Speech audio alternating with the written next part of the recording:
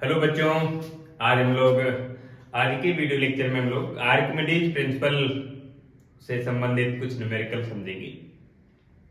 किस तरह से आर्किमिडीज प्रिंसिपल में जो बाइंड फोर्स है या डिस्प्लेस होने वाले लिक्विड का मास है, वॉल्यूम है, किस तरह से कैलकुलेट करते हैं और न्यूमेरिकल किस तरह से कैलकुलेट करते हैं। स्प्रिंग रीडिंग में, स्प्रिंग बैलेंस में स्प्रिंग की रीडिंग किस तरह से कैलकुलेट करते हैं, देखते हैं।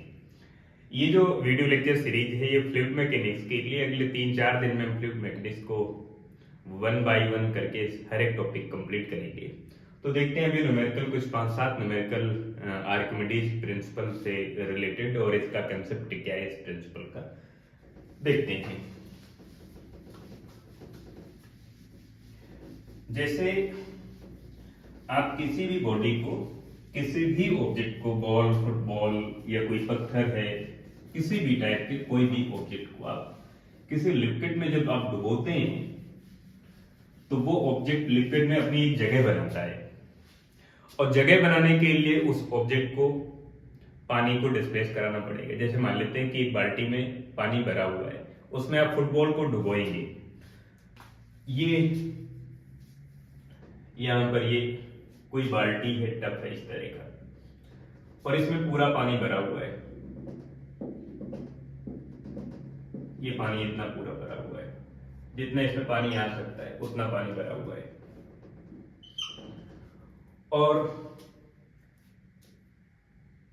जब इसमें फुटबॉल को आप डुबोएंगे तो फुटबॉल पानी में अपनी एक जगह बनाएगा। फुटबॉल आ गया यहां पर।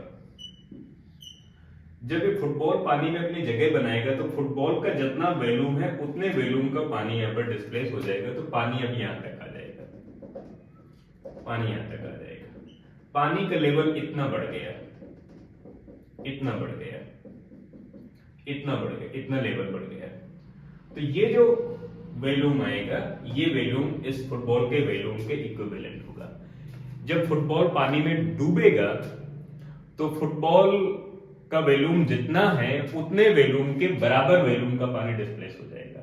और जब आप फुटबॉल को बाहर निकाल लेंगे तो ये पानी फिर से अपनी इनिशियल सिचुएशन में आ जाएगा। माने जिस जगह पर पानी के जिस जगह पर फुटबॉल था वो जगह खाली हो गई तो पानी फिर से नीचे आ जाएगा। मेरे कहने का मतलब, जब ऑब्जेक्ट को, किसी भी ऑब्जेक्ट को पानी में डुबोएंगे, किसी भी लिक्विड में आप डुबोएंगे तो वो लिक्विड पानी में अपनी जगह बनाएगा। पानी में जगह बनाने के लिए पानी को हटाएगा, तो पानी भी उस बॉडी को हटाएगा। और पानी जब हटाएगा तो वो फोर्स अपवर्ड होगा, जिसे आप बाइंड टू फोर्स कह रहे हैं। जैसे किसी भी लिक्विड में आप किसी ऑब्जेक्ट को डुबोएंगे तो वो अपनी जगह बनाएगा इस तरह से और पानी को हटाएगा। तो पानी भी बॉडी को हटाएगा। तो पानी यानी लिक्विड यानी वाटर बॉडी पर, ऑब्जेक्ट पर जो फोर्स लगाएगा वो अपवर्ड होगा, वर्टिकल अपवर्ड होगा, और वर्टिकल अपवर्ड वाले फोर्स को बाइंड टू फोर्स कहते हैं। चलिए देखते हैं कुछ न्यूमेरिकल। तो आर्किमिडीज प्रिंसिपल से रिलेटेड कुछ न्यूमेरिकल प्रॉब्लम है। Numerical problem based on Archimedes principal.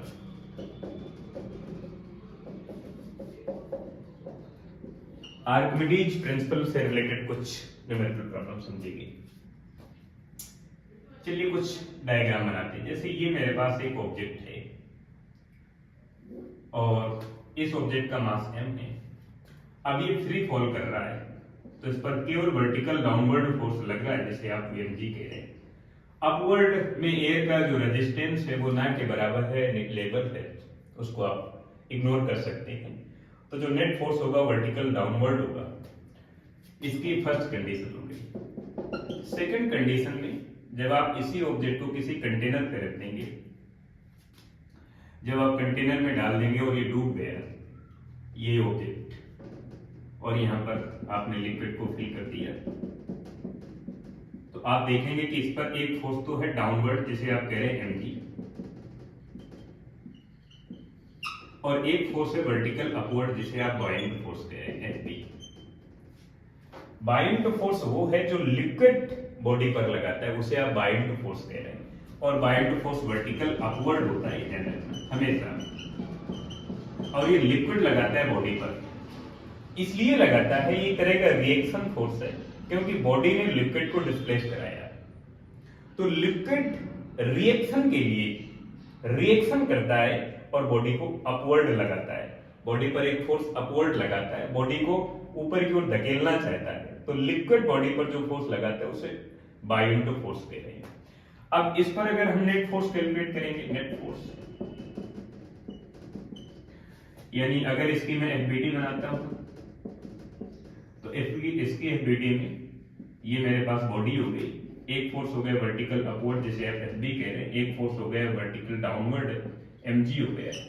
MG की वैल्यू ये ध्यान रखना इक्वल होगी, एमजी इक्वल होगा या ज्यादा होगा बाई इनटू फोर्स से। तो यहाँ पर अगर आप नेट फोर्स देखेंगे F net equal to mg minus F B by into force देख लेंगे, इतना यहाँ पर नेट फोर्स होगा।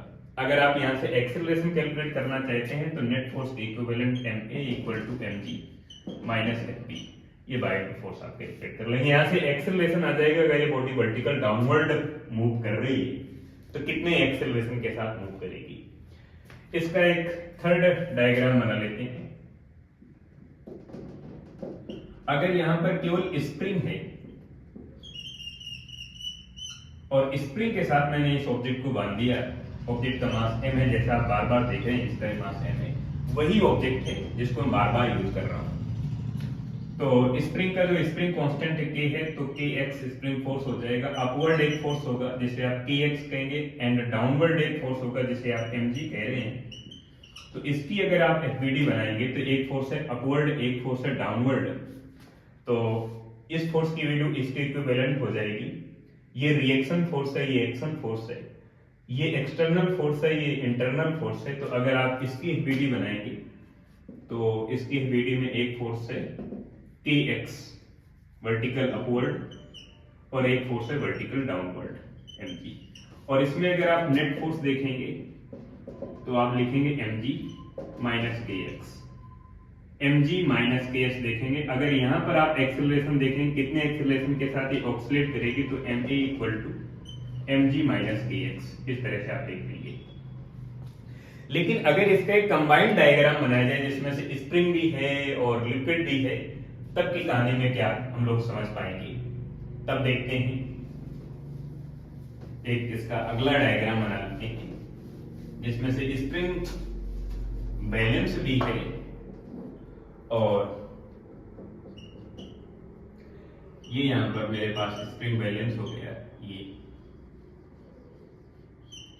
और यहां से मैंने इस ऑब्जेक्ट को यहां पर इस तरह से कनेक्ट करा दिया। एम मास का ऑब्जेक्ट है, इसको मैंने किसी लिक्विड में डुबो दिया, ये लिक्विड हो गया।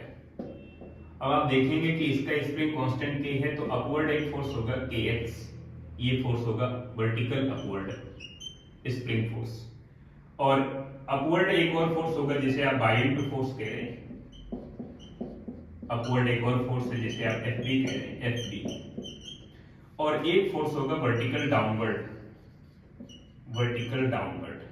जिसे आप एम जी कह रहे हैं।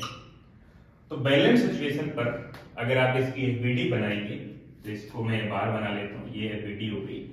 वर्टिकल अपवर्ड फोर्स है एक तो स्प्रिंग फोर्स, एक हो आपके पास है बाई इनटू फोर्स, और डाउनवर्ड फोर्स है मेरे पास एम जी। बैलेंस सिचुएशन पर अपवर्ड का फोर्स डाउनवर्ड फोर्स के इक्विवेलेंट होगा। तो अगर मैं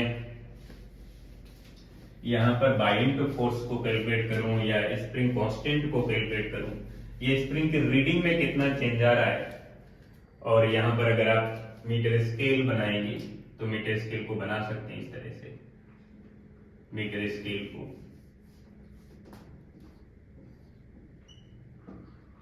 यहां पर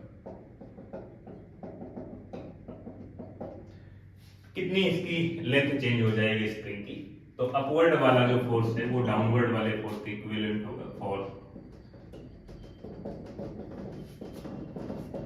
equilibrium position.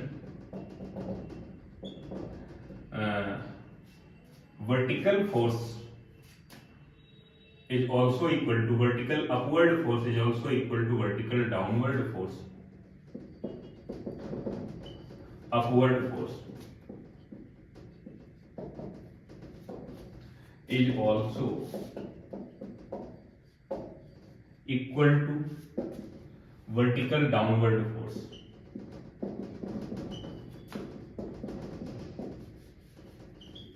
Downward force, vertical upward का जो फोर्स है वर्टिकल डाउनवर्ड के फोर्स के इक्विवेलेंट होगा, यानी मैं kx plus fb mean by and force equal to मैं mg लिखूंगा।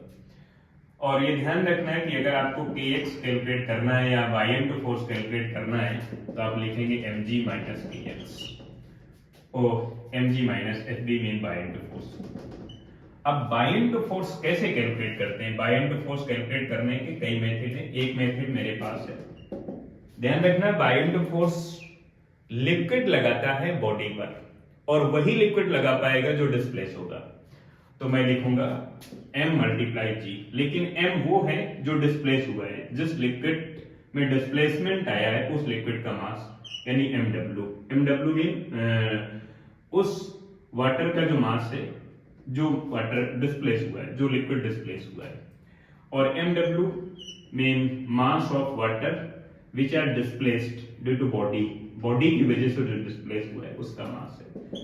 मास equal to volume multiply density, तो वॉल्यूम मेरे पास हो जाएगा Vw मल्टीप्लाई डेंसिटी की जगह में रो लिख सकता हूँ लिक्विड की डेंसिटी। अगर बॉडी का 100% पार्ट डूबा हुआ है पानी के अंदर तो लिक्विड की जो डेंसिटी होगी यानी वाटर की डेंसिटी बॉडी की डेंसिटी इक्वल होगा, इसे आप भी लिख सकते हैं। तो mw इक्वल टू आप लिखेंगे v रो मल्टीप्लाई जी, ऐसा लिख देंगे। तो जब आप इसे फाइनली कैलकुलेट करेंगे तो इधर मैं इसको लिख देता हूं v rho g mg minus v rho g, और आप इसकी वैल्यू लिखेंगे तो इधर हो जाएगा mass multiply mass equal to volume multiply density. तो वॉल्यूम v है और डेंसिटी की जगह आप सिग्मा लिख देंगे, इधर हो जाएगा सिग्मा g माइनस v रो g, ऐसा हो जाएगा। और यहाँ से अगर आप कॉमन लेंगे v और g कॉमन ले लेंगे तो सिग्मा माइनस टू हो जाएगा।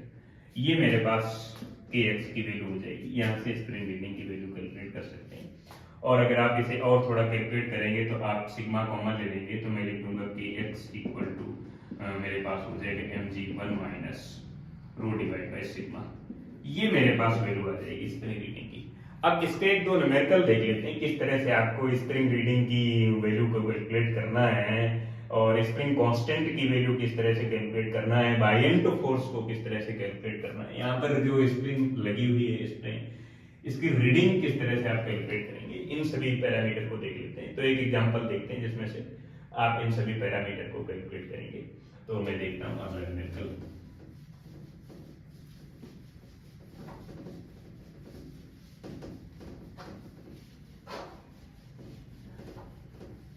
जैसे एग्जांपल,